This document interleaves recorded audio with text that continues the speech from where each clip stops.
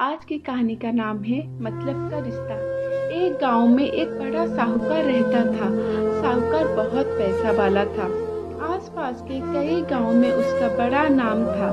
लेकिन इस साहूकार को अपने पैसों का, अपने रुतबे का और अपने नाम का बड़ा ही घमंड था। वह अपने नाम को बनाए रखने के लिए बहुत ज़्यादा सोचता था और बिना किसी भावनाओं की कद्र की वो सब करता था जो उसे लगता था कि करना चाहिए।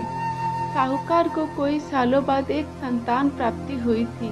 साहूकार ने अपनी इस खुशी को मनाने के लिए अपने घर पर एक बहुत बड़ा कार्यक्रम रखा, जिसमें उसने आसपास के गांव के सभी श्रीमंत लोगों को और सिर्फ ऐसे रिश्तेदारों को जो पैसे वाले थे बुलाया था।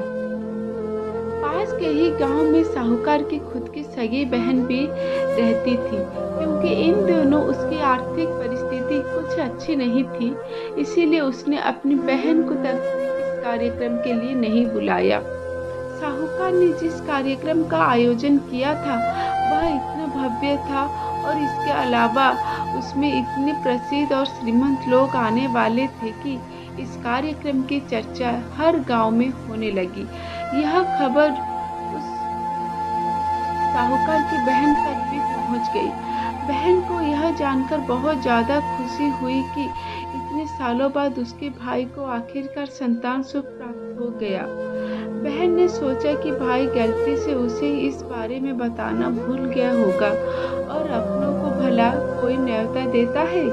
भली बहन ने अपने भाई के यहाँ उस कार्यक्रम में जाने की तैयारी शुरू कर दी।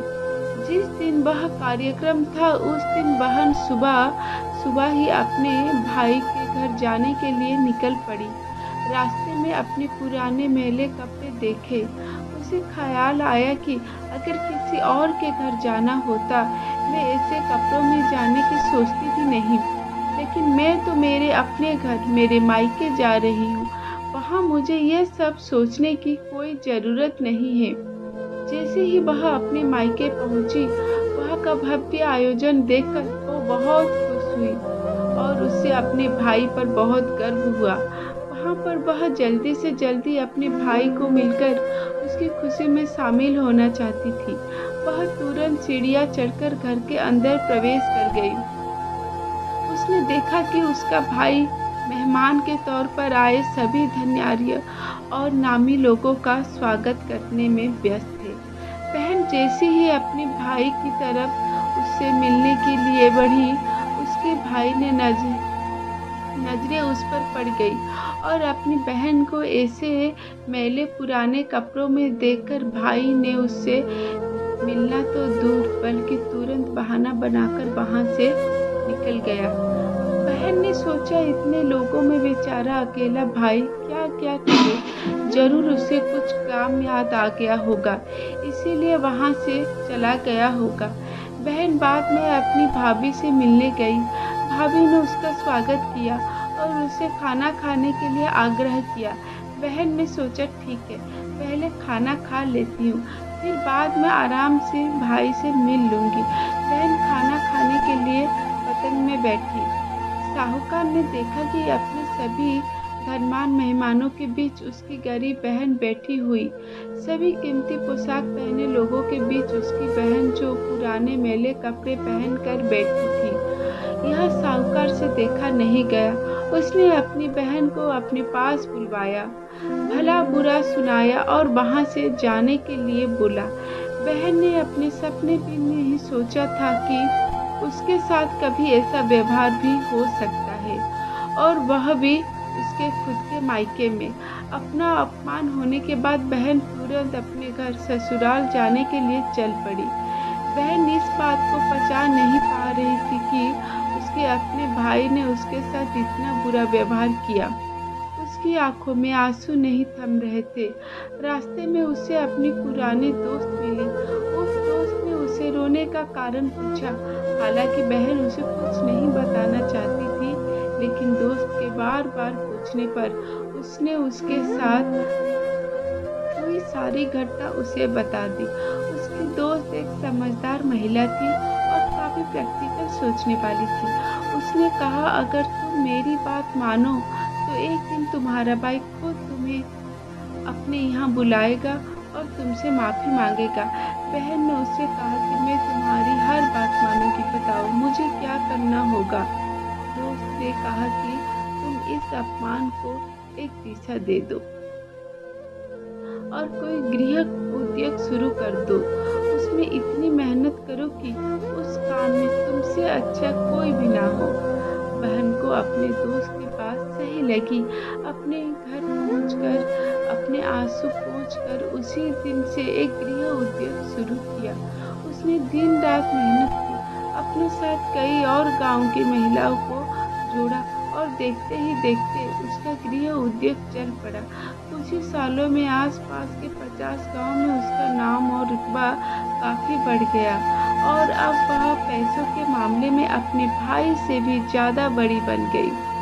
भाई को भी जब यह पता चला कि उसकी बहन इतनी श्रीमंत हो गई है तो उसने सोचा कि एक बार उससे मिलकर आया जाए। वह जब अपने बहन को उसके घर मिलने पहुंची तो बहन ने उसका किसी राजा महाराजा की तरह स्वागत किया, उसके पसंद का खाना खिलाया। बहन का ऐसा व्यवहार देखकर भाई को अपनी पिछली गलती का एहसास हुआ, इसीलिए उसने अपनी बहन को अपने घर होने वाली पूजा के लिए आमंत्रित किया। कुछ ही दिनों बाद बहन अपने भाई के यहाँ उस पूजा के लिए पहुँच गई। जैसे ही बहन अपने भाई के घर पहुंची, उसका भाई उसके स्वागत के लिए दरवाजे में ही खड़ा था। बहन अपनी महंगी गाड़ी में आई थी। उसने बहुत कीमती साड़ी और उससे भी ज्यादा कीमती गहने दागिने पहन रखे थे। बहन का ऐसा ठाट बाट देखकर सिर्फ भाई नहीं बल्कि उसका पूरा गांव दंग रह गया।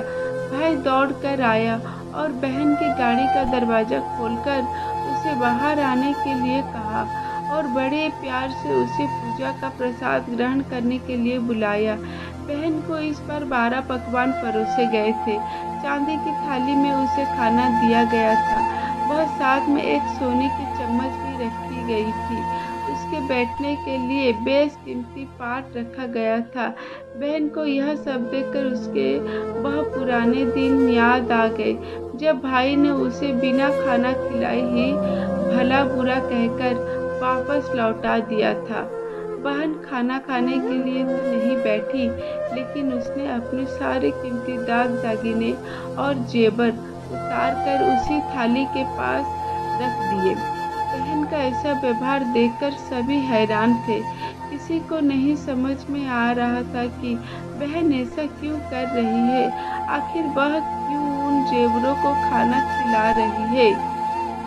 जब सभी ने उसने पूछा कि वह क्यों ऐसा कर रही है, तब बहन ने सबके सामने बताया कि आज जो उसका इतना मान सम्मान हो रहा है वह दरअसल उसका नहीं, इसके इतनी कीमती दाग दागिने और कपड़ों का हो रहा है, क्योंकि मैं तो अभी भी वही पुरानी साहूकार की बहन हूँ।